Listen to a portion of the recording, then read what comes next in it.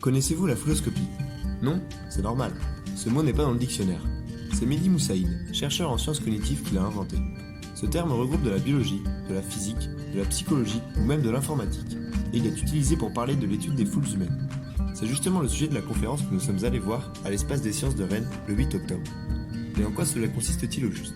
La science du comportement des foules se divise en 3 axes principaux. Premièrement, le déplacement collectif. Il s'agit d'étudier le mouvement des piétons dans la rue ou lors d'un grand rassemblement.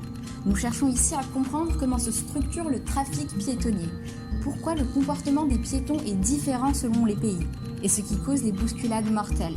Nous étudions par exemple les flux gigantesques qui parcourent la Mecque pendant le pèlerinage musulman, ou les mouvements de panique comme ceux qui ont suivi les attentats du 13 novembre à Paris. L'évacuation normale est plus rapide que l'évacuation en urgence. Quand les gens sont plus calmes, ils sortent plus rapidement. C'est l'effet faster et slower. Mehdi Moussaïd a également étudié le flux bidirectionnel des êtres humains dans une foule. Et il s'avère qu'on a tendance à choisir le côté droit pour éviter les gens dans la rue. Ainsi, les êtres humains s'auto-coordonnent et 2 flux séparés sont constitués à la fin. Il a par ailleurs mis en place une expérience le démontrant. Il place de manière aléatoire des cobayes dans un cercle. La moitié des personnes ont pour seul objectif de marcher dans un sens donné, l'autre moitié doit tourner dans l'autre sens. On se rend compte très rapidement que les marches deviennent ordonnées alors qu'ils ne se sont pas concertés. Le deuxième aspect est la contagion sociale. À l'heure actuelle, ce point est très important car il traite principalement de la diffusion de l'information et des émotions. Les chercheurs tentent par exemple de comprendre comment les fake news se répandent. On peut penser à cette expérience où Mehdi Moussaïd demande à une file de gens de reproduire le geste précédent sans avoir vu les premiers. On voit que les gestes n'ont plus rien à voir en l'espace de quelques secondes, à la manière d'un téléphone arabe. L'information est vite déformée. Cet axe est très proche de l'épidémiologie, car il n'y a pas tant de différence entre un virus et une rumeur.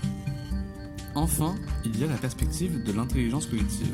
C'est l'idée qu'une foule est capable de répondre à un problème alors qu'une personne seule en serait incapable.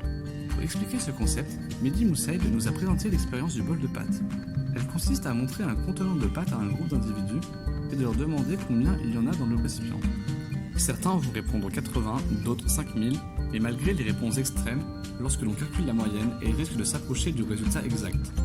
Par exemple, lorsqu'il a mené cette expérience lors d'une conférence à Paris, Mehdi Moussaïd a récolté 56 estimations pour une médiane de 795. La bonne réponse était 835. On peut alors supposer que si le nombre d'estimations avait été plus grand, la médiane se rapprocherait encore plus de la réponse exacte. Grâce à cette conférence, nous avons découvert une science nouvelle et peu connue qui nous a ouvert les yeux sur nos comportements du quotidien.